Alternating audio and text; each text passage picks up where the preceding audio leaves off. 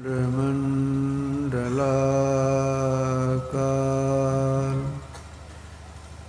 व्याप्तं येन चराचरं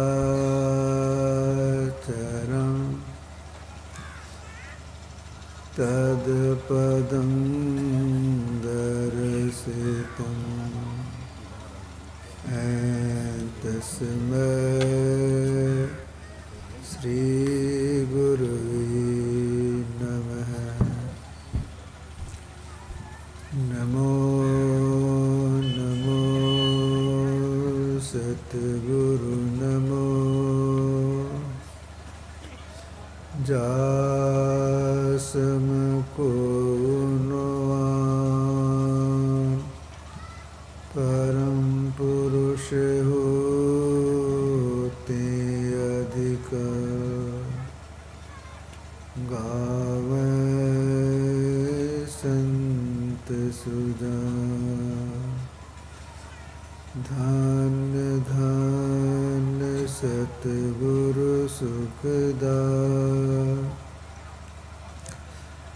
महिमा कही न जाए। जो कछु कहो तुम्हारी कृपा मोते कछु न बसा।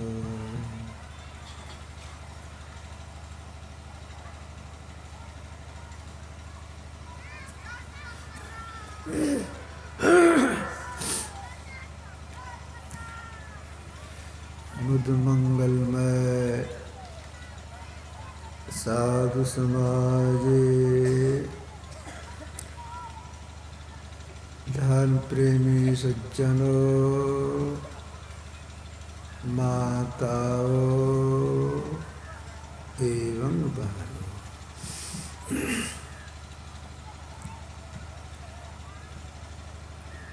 एक मौलवी साहब थे। अल्लाह खुदा उनका बहुत विश्वास था। इस समय पर 5 बार नमाज पढ़ती थी।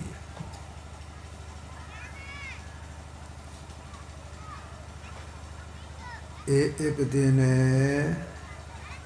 कहीं जा रही थी। आगे में जंगल आ गया। जंगल के बगल से रास्ता था। ये मौलवी साहब जंगल के दृश्य को देखती हुई जा रही थी। इस रास्ते से जा रही थी, ठीक भी इस रास्ते पर ही एक कुआं था। उस कुआं में मुहरा बंधा हुआ नहीं था। देहात में उसको बोलते नढ़िया कुआं। पुराना कुआं था। उसके चारों तरफ घास आ गया था, दिखाई नहीं पड़ता था ठीक से। कुआं गहरा था।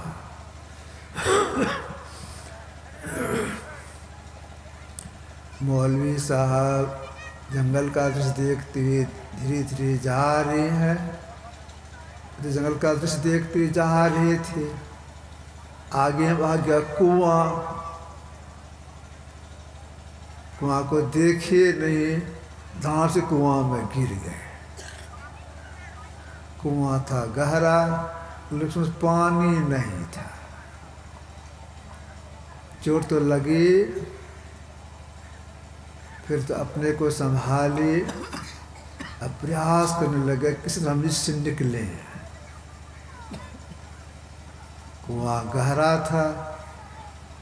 प्रयास करते करते बेचारे थक गए, तो बैठ करके सुस्ताने लग गए। फिर देह में ताजगी आई, फिर प्रयास करने लग गए किसी तरह हम निकल जाए। प्रयास करते करते बेचारे थक गए, फिर बैठ के सुस्ताने लग गए। मन ही मन कहते आ अल्लाह, आ खुदा, कुआं गहरा है, लगता है हम इसी में मर जाएंगे। जंगल के समीप में कुआं है, इधर कौन आएगा? अल्लाह खुदा किस तरह मेरी रक्षा कीजिए। कहा करके फिर प्रयास करने लगे निकलने का, सफलता नहीं मिली। फिर बैठ गए, अल्लाह खुदा परमात्मा से प्रार्थना करने लगे, प्रभु दया कीजिए, किस तरह हम निकल जाए, तो भोगे पास इसी में मर जाएंगे। देखिए 8 प्रकार कैसी होती है। 2 व्यक्ति कहीं जा रहे थे, जाना था दूसरी ओर। अब जब परमात्मा प्रेरणा हुई तो विचार किए इधर तो जाना ही है, इधर से चलिए, जंगल का दृश्य देखते हुए जाएंगे, आनंद आएगा। तो उसी रास्ते से दोनों जाने लगे। इस रास्ते मौलवी साहब गए थे, जंगल का दृश्य भी देखते जा रहे हैं, गपशप करते हुए जा रहे हैं। जब कुएं के पास गए, एकाएक दोनों को नजर पड़ गई, अरे बीच रास्ते पर कुआं है, तो कोई जानवर गिर सकता है, कोई आदमी भी गिर सकता है, इसकी सुरक्षा करनी चाहिए। कोई जानवर नहीं गिरे, कोई आदमी नहीं गिरे। तो उलट के देखते हैं, कुछ ही दूरी पर बस्ती दिखाई दिया।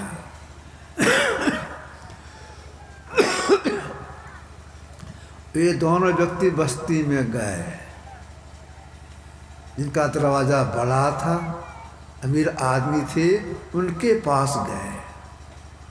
कहा भाई साहब हम दोनों आदमी के पास आए हैं, किस लिए? और जो जंगल है, इस रास्ते पे कुआं है, उसमें कोई जानवर गिर सकता है, कोई आदमी गिर सकता है। आपके पास जो अगर तख्ता है, लकड़ी का तख्ता हमको दीजिए, हम उसको ले जाएंगे, कुएं के मुंह को झाँप देंगे, कोई गिरेगा नहीं, कोई जानवर नहीं गिरेगा। ये बेचारे उदार हृदय के थे, कोई बात नहीं है, मेरे पास बहुत ताकत है, जितना आवश्यकता है उतना ले लीजिए। तो दोनों व्यक्ति क्या किए, एक अंदाज से जिसे कुआं का मुंह ढक जाए उतना तख्ता लिए, अपने माथे पर ले लिए। संजोग से वहाँ पर कुछ पत्थर भी था। तो एक व्यक्ति ने कहा देखिए तख्ता को हटा भी सकता है, तो जब पत्थर है इसको इसके ऊपर रख दीजिए, तो तख्ता के ऊपर इसको भी ले जाएंगे और रख देंगे, कोई हटावे नहीं। तो वही व्यक्ति जिनका ताकत था, लकड़ी के ऊपर में अपने उठा के पत्थर को भी रख दिए। दोनों व्यक्ति लकड़ी की ताकत को और पत्थर को ढोते हुए आगे कुएं के पास बगल में रखे, और दोनों पकड़ पकड़ करके धीरे से कुएं के मुंह को झाँप दिए। कोई हटावे नहीं, तो पत्थर जो लेके ऊपर से रख दिए। मैंने बड़ी खुशी हुई, अब कोई जानवर नहीं गिरेगा। खुशी खुशी दोनों व्यक्ति चले गए। और जो नीचे में पहले से बैठा था, अरे यह क्या हो गया, कौन आदमी मुंह को कुएं के मुंह को झाँप दिया, और जो भी हवा आता था वह अभी बंद हो रहा है। अब 2 घंटे मरेंगे, अब 1 घंटे मर जाएंगे। आँख खोल, अब क्या होगा, कौन झाँप के चला गया। रोने लगे बेचारे, हृदय पुकारने लग गए, अल्लाह खुदा बचाइए बचाइए। कुएं के मुंह को झाँप के कोई चला गया।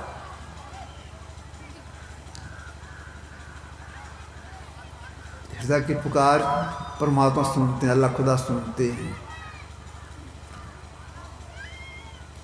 बेचारे तो कुएं के भीतर नीचे थे, अंधेरा था। एक देखते क्या है, पूरे कुएं में प्रकाश हो गया। अरे ये प्रकाश कहाँ से आ गया, प्रकाश से कहाँ से आ गया? इतने में क्या देखते हैं मौलवी साहब, एक सांप है जो विशाल सांप है, कुछ मोटा भी है, ऊपर जा रहा है।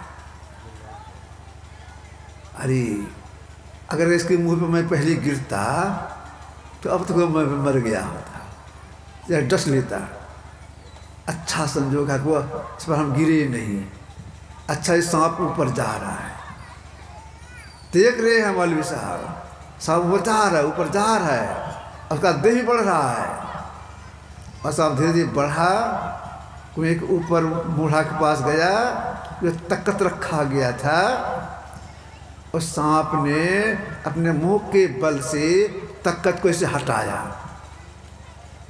पूरा हटा दिया मुंह के बल से।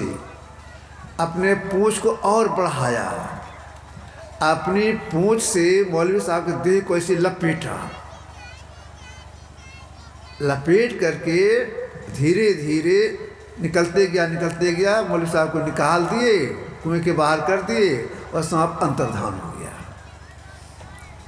अब देखिए जो हुआ, सांप बने कौन बने? एक ये अवतार ही है, सांप रूप में अवतरित हुए। ये कौन हुए? विश्व भर में जो परमात्मा अंश हैं बद्ध रूप में, वे अवतार लेती हैं। कच्छप रूप में, मत्स्य रूप में, वराह रूप में, हिरण्यकश्यप के रूप में आदि अवतार होती हैं। जो विश्व भर में परमात्मा बद्ध रूप में है, वे अवतार लेते हैं। और जो विश्व में भी है उसके बाहर भी हैं, से कहीं खाली नहीं है, वे अवतार नहीं लेते हैं। उन्हीं के लिए कहा गया अजन्मा, कोई जन्म नहीं लेते हैं, शरीर धारण नहीं करती हैं।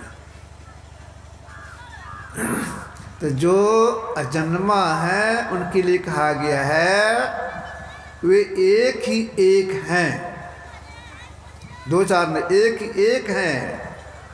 उसी को अनंत कहा गया है। जिसको अनंत कहा गया है वे सबसे पहले की हैं, उसके पहले कुछ भी नहीं, सबसे पहले की हैं।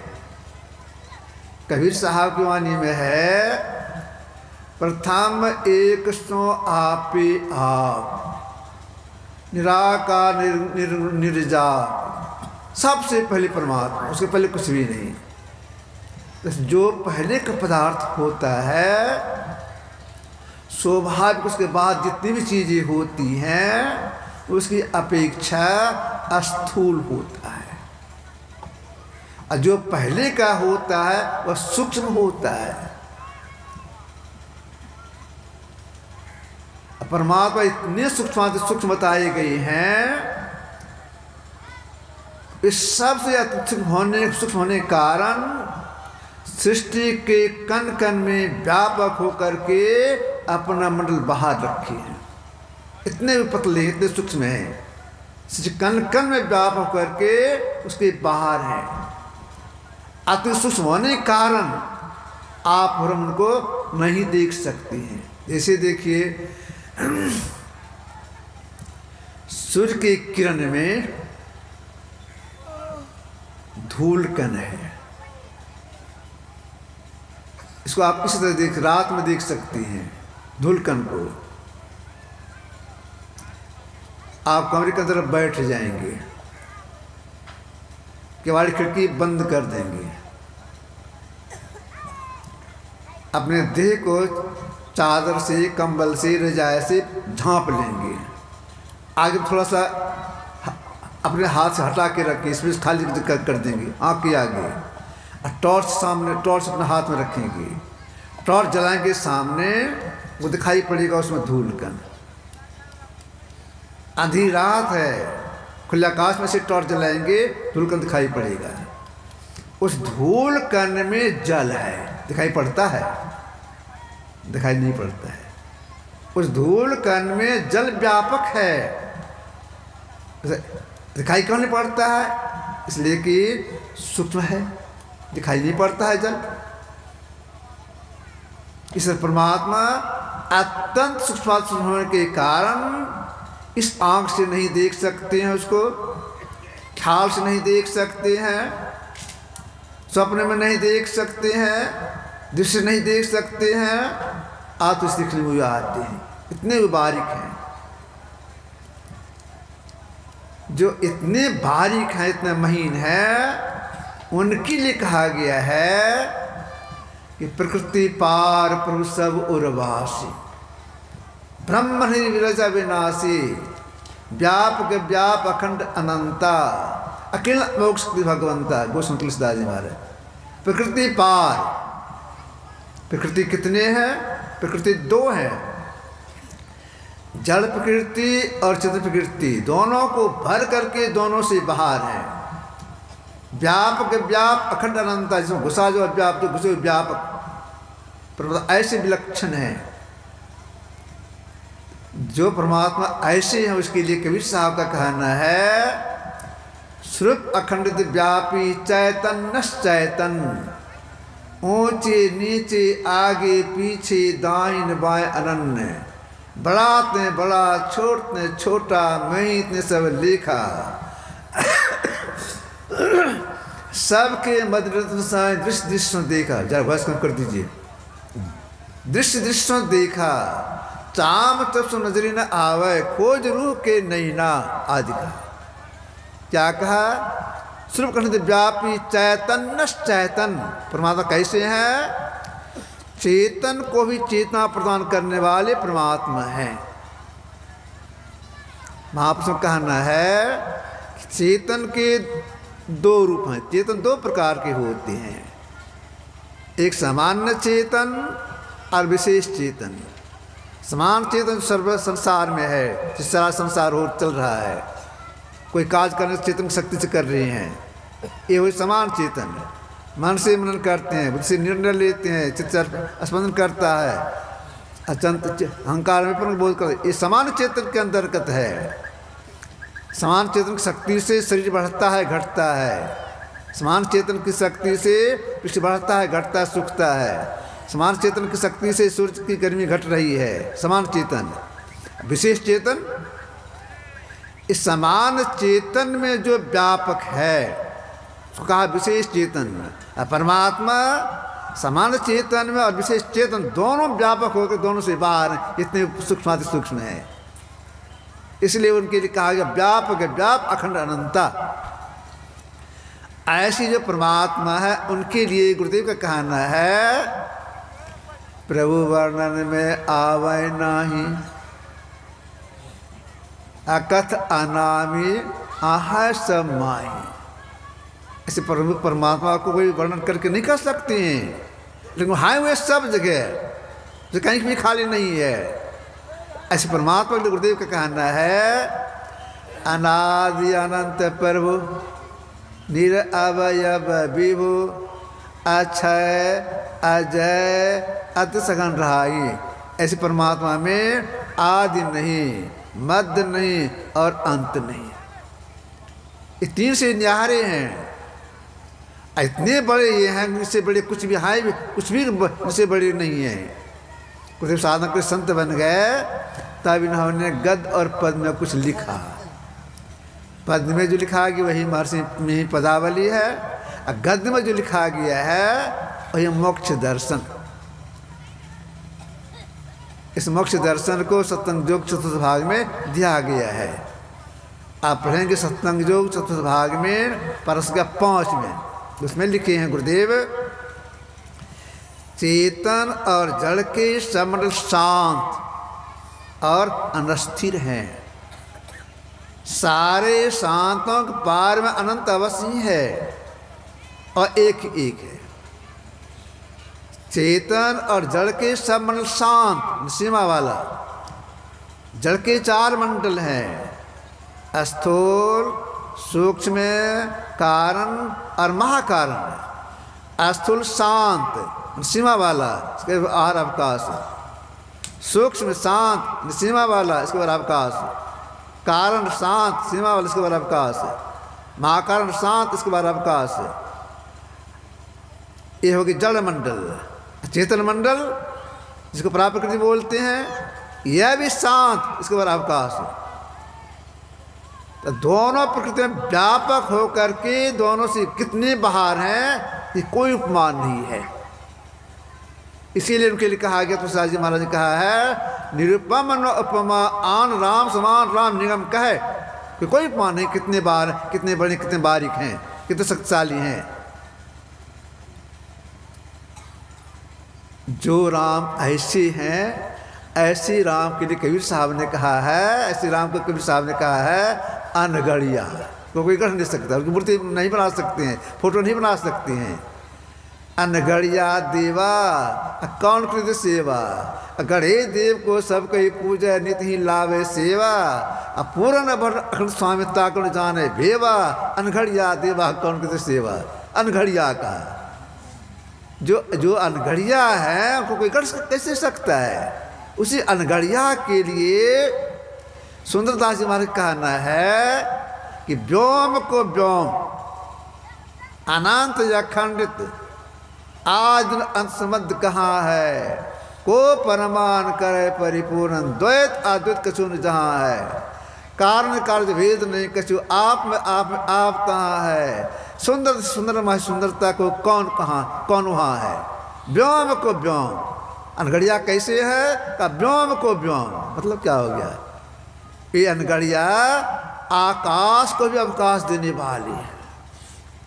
कितने आकाश हैं, नानक साहब कहना है लख लख आकाशा लख लख पाताला, लाख आकाश से विश्व आकाश सबको अवकाश देने वाले परमात्मा है। व्योम को व्योम और अनंत, एक ही अनंत एक होता, अनंत अखंड तो खंड नहीं होता, उसका भी नाश नहीं होता है। जो ऐसे परमात्मा है उनको कोई इस आँख से नहीं देख सकते हैं। इसलिए नानक साहब का कहना है अलख अपार अगम अगोचरी नसु काल कर्मा जात अजात अजोनि संभव नसु भावन भरमा। परमात्मा को अलग कहा, आज तक दिव्य से दिखने नहीं आती इसलिए अलग कहा। गुरुदेव की वाणी में है जिसका नहीं रंग नहीं रूप रेखा, जिससे दिव्य दृष्टि मुँह से नहीं कोई देखा। दृश्य वो देखने में आते हैं, दृश्य परमात्मा माया देखी जाती है, विशाल से विशाल रूप दृष्टि से दिखा जाता है, लेकिन वो विशाल रूप परमात्मा माया है। जैसे देखिए महाभारत युद्ध काल में युद्ध करने के पहले ही, युद्ध प्रारंभ होने के पहले भगवान कृष्ण ने अर्जुन को विराट रूप दिखाया, बहुत बड़ा रूप दिखाया। दृश्य देख रहे थे अर्जुन, संजय भी देख रहा था विराट रूप को, परमात्मा माया थी वह। नरसिंह भगवान को प्रहलाद ने देखा, परमात्मा माया थी। दिव्य रूप क्यों ना हो, परमात्मा माया। तो परमात्मा को माया है, लेकिन परमात्मा को देखने के लिए आप दृष्टि चाहिए। इसके लिए क्या करना पड़ेगा, आप प्राप्त करने के लिए बाहर में नहीं अपने अंदर चलना होगा।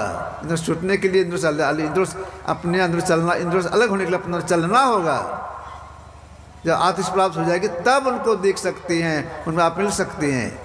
तो परमात्मा है इसमें विश्वास करना पड़ता है। एक स्वर में असल विश्वास चाहिए। बहुत ऐसे भी हैं इसका कहना है परमात्मा नहीं है, ऐसा भी लोग कहते हैं, लेकिन ऐसी बात नहीं है। परमात्मा है, इसमें विश्वास करना चाहिए, वो सही में है। जैसे कोई कहते परमात्मा नहीं है, तो परमात्मा आया कैसे, मतलब इसका मानना है कि परमात्मा है, तब तो उनको उनका नाम बोले परमात्मा नहीं है। तो परमात्मा है, वे सब में सबसे बाहर हैं, लेकिन आँख से नहीं देख सकते हैं, दूसरे नहीं देख सकते हैं। आत्मदृष्टि चाहिए। तो आत्म से प्राप्त करने के लिए क्या करना पड़ेगा, अपने से आत्मा से खुल जाएगी, नहीं खुलेगी। इसके लिए गुरु के पास जाना होता है, जुक्ति सीखनी पड़ती है। वे जो करने के लिए बताते उसको करना पड़ता है। वे क्या बताते हैं, वे बताते हैं आँख बंद कर लेना, मुंह को बंद कर लेना, और एक नाम का जप बताती, इस नाम को जपना। जपती कुछ छाछ लगे तो छोड़ देना, एक काम हो गया। इसके बाद बता इनका ध्यान करना, ख्याल आजम को भी छोड़ देना। इसके बाद बताती हैं अंधकार में यहाँ पर देखना। ये 3 काम बताते हैं, कह देते हैं। देखने में कुछ दिखाई सुनाई पड़े किसी को मत कहना, हमको कहना। तब एक बात और बताएंगे। भाई एक बात क्या है? वही एक बात है शब्द साधना, एक शब्द की खोज, एक शब्द की पकड़। जो एक शब्द की पकड़ कर लेती है, एक शब्द मतलब सार शब्द। सार शब्द की उत्पत्ति कहाँ से हुई है, कब हुई है? तो गुरुदेव साधना के संत बन गए तब इन्होंने कहा शब्द की उत्पत्ति कब हुई है। परा और अपरा जुगल प्रतिबंधन के पूर्व ही आदिनाथ प्रकट हुआ। क्या मतलब हुआ इसका? पारा और अपरा जुगल प्रतिबंधन बनने के पूर्व ही आदिनाथ प्रकट हुआ। इसका मतलब यह हुआ जड़ प्रकृति और चित्र बनने के पहले ही आदिनाथ प्रकट हुआ है, शब्द की उत्पत्ति हुई है। उस शब्द की खोज डेग गुरु की आवश्यकता पड़ती है।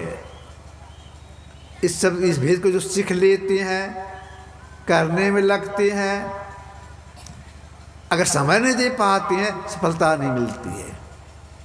4 क्रिया होगा तो इस बात के लिए 4 क्रिया, एक नाम का जप, एक रूप का ध्यान, शून्य ध्यान और अंत में सब साधना। 4 क्रिया करने में बहुत समय लगता है। अगर समय नहीं दे पाएंगे सफलता नहीं मिलेगी। जितने बड़े बड़े महापुरुष हो गए उनकी जीवनियाँ पढ़ेंगे, घंटों बैठी रहती थी। अभी जो है घंटों बैठी रहती हैं, दिन में अवकाश में रात में घंटों बैठी रहती है, कई घंटे बैठी रहती हैं, तब साधना में सफलता मिलती है। झट बैठ झट उठे तब नहीं, 1 से 1.5 तक बैठने का प्रयास करना चाहिए। गुरुदेव एक आदमी की इच्छा दे रहे थे, बैठने की कला बता दिए और बोले इस कला से बैठना, इस तरह से बैठना। और सुनो जब तक 1 घंटा से बेसी नहीं बैठाओगे कुछ नहीं होगा। जब तक 1 घंटा से बेसी नहीं बैठाओगे कुछ नहीं होगा। तो हम लोग देर तक बैठने का प्रयास करना चाहिए। इसलिए अभ्यास करना पड़ता है कि अभ्यास करने से क्या नहीं होता है। अगर कोई 5 ही मिनट बैठ सकते हैं, बैठने का अभ्यास करेंगे तो बैठते हुए घंटों बैठ सकते हैं। अभ्यास करना पड़ता है। तो हम लोग बैठने का अभ्यास करना चाहिए। दिन में अवकाश नहीं मिले रात में अभ्यास करना चाहिए। इस साधना में सफलता मिल जाए, अंदर हम प्रवेश कर जाए, इतना छूट जाए, अदृश्य प्राप्त हो जाए। इसके लिए जितने बड़े बड़े महापुरुष हो गए इसको कहना है अगर इसमें आप सफलता प्राप्त करना चाहते हैं तो संयम करना पड़ेगा। बगैर संयम किए साथ सफलता नहीं मिलेगी।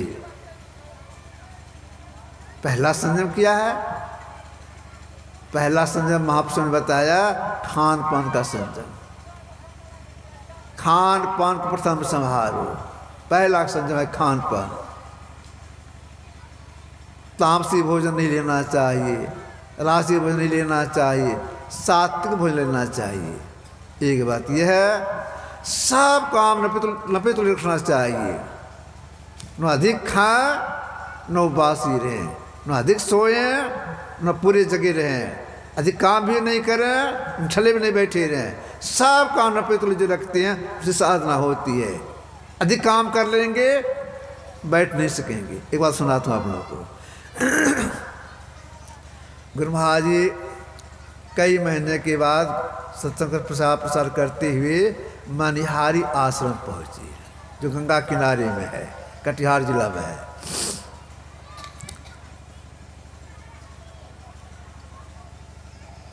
पहले तो कच्ची जगह ही थी, हर जगह घास उग गया था, हर जगह भुरभुरी जोटी का भुरभुरी भी पैदा हो गया था। गुरुदेव शाम में पहुँचे ढलबज्जा जो बगल बिजली में पड़ता है, वहाँ एक सत्संगी जिनका नाम था माधोदास जी। उनको मालूम था गुरु मुक्तारी को मनिहारी आएंगे। ये ढलवजा से गए मनिहारी, शाम ही में चले गए, गुरु महाराज का दर्शन किए, रात्रि विश्राम हुआ वहीं पर। सवेरे भी देखते हैं, कौन माधोदास जी देखते हैं कि हर जगह चुकटी का भुरभुरी निकला हुआ है, जंगल झाड़ बिसी हो गया है। उसमें गुरुदेव के पास होते हैं सेवक भी नहीं थे, तो ये करते क्या बेचारे, कहीं से खुरपी कोदाली लाई खोज करके, खुरपी और कोदाली झाड़ू से स्थान को पूरा साफ किए, अकेले साफ किए। इसके बाद थोड़ी देर पर गांव था, तो गांव गए, बस गोबर ले आए, टोकरी में गोबर ले आए, गोबर में मिट्टी मिला करके उसको साने, अपने से लिपाई किए, पूरा लिपाई किए, दिन भर करते रहे, थक गए। संध्या काल में सब लोग बैठे ध्यान करने के लिए, सबको जितने जितने गए थे सत्संगी पीछे सबको ध्यान किए। इसके बाद अब अस्तु विनती करना है, रात्रि सत्संग करना है, तो गुरुदेव बैठे अस्तु विनती करने के लिए। तो सामने कुछ लोग बैठे हुए थे, देखने लगे गुरुदेव, अरे माधो को तो देखा था, माधोदास को, वह कहाँ है? एक सत्संगी बोले, हजूर वे उधर है, लगते हैं सो गए हैं, देखो तो जाके पहले देख क्या करता है वो। इस सत्संगी गए, देख करके आए, तो हजूर वो सोई हुई है, जाओ उसको कहना, मेरा नाम कहना, बुलाते हैं। इस सत्संगी गए, ए दास जी, अरे गुरुदेव आपको बुलाते हैं। हड़बड़ा के उठे, आंख मलते हुए गए गुरुदेव के पास, प्रणाम किए। गुरुराज पूछते हैं, माधव क्या करता था? तो सो गए थे। ध्यान किया? सामने ध्यान क्या है? हजूर बैठे, थोड़ी देर बैठे, नहीं बैठ सके, लेट गए तो सो गए, नींद में चले गए, ध्यान नहीं कर पाए अपना। सो क्यों गया? हजूर दिन भर खटे थे ना, देह थक गया था, इसलिए ठीक से नहीं बैठ सके, सो गए। तो गुरुदेव बोले, तुमको इतना काम करने के लिए कौन कहा था? बेसी काम के इसलिए थक गया, यदि ध्यान छूट गया। अब बेसी काम कर लेने से देह थक जाता, नहीं बैठ सकते हैं, तो सब काम नपित रखना चाहिए, और समय बैठ के ध्यान करना चाहिए। 4 काम करना है, तो कब कब करना है? 3 बजे भोर में, उसको ब्रह्म बेला कहा गया, ब्रह्म मुहूर्त कहा गया, अमृत बेला कहा गया है। उसमें भगवान कृष्ण भी ध्यान करते थे, अपना आप सबको ध्यान करते भगवान कृष्ण ने, तो 3 बजे भोर में करना चाहिए। इसके बाद दिन में स्नान करने के बाद करना चाहिए, संध्या काल में करना चाहिए, और थोड़ा सोने से पहले भी कर लेना, जिससे खराब सपना नहीं हो। प्रयास यह रे कि रात में जग के ध्यान करें, रात में जग के ध्यान करें। पूरा नहीं जग सकते हैं तब उनके लिए ब्रह्म मुहूर्त में, अगर प्रयास है आधी रात से जगने का, प्रयास आधी रात से हम जग के बैठ के ध्यान अवश्य करें। रात में अधिक मन लगता है, क्योंकि रात में चिड़िया भी नहीं बोलती है, जानवर नहीं बोलता है, शांत वातावरण रहता है।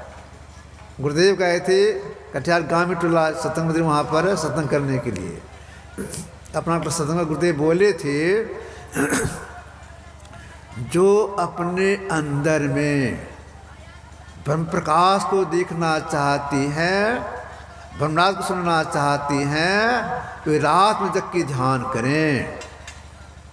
अगर नींद सतावे तो सो जाए, फिर जग के करें। कहने का आशय यह था, रात में लगे रहिए, देर तक बैठने का प्रयास करते रहिए।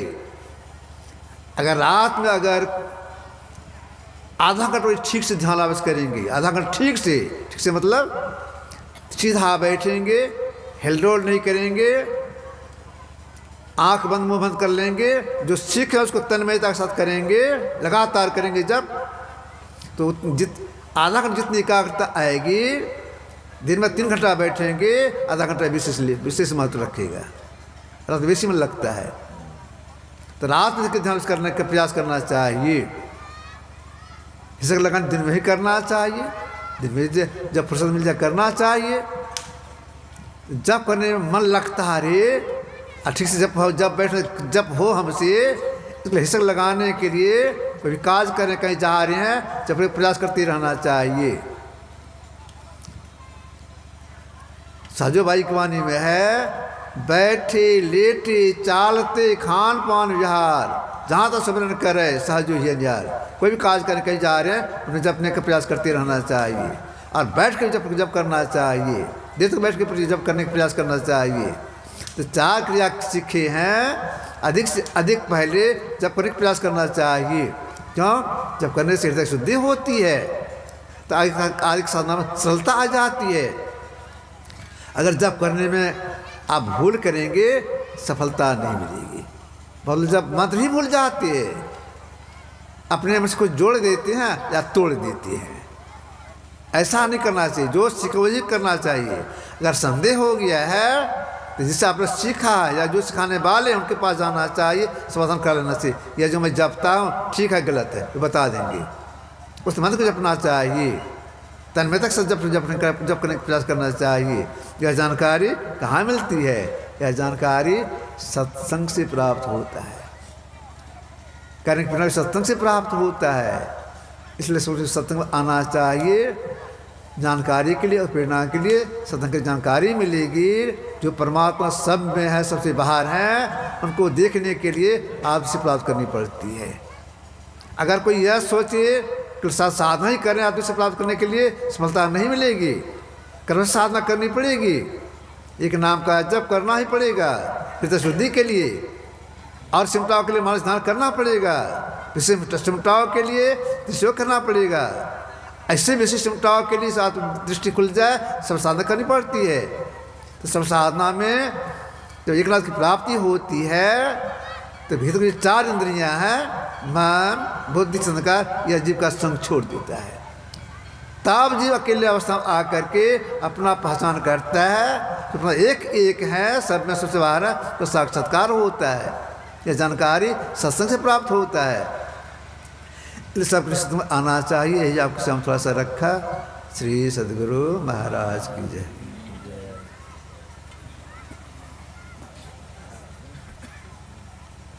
सूचना दे दो।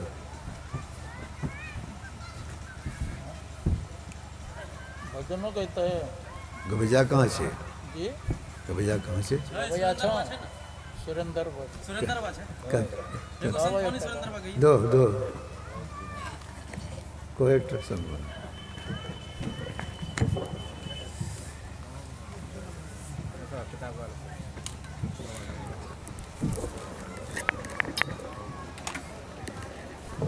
धन्यवाद।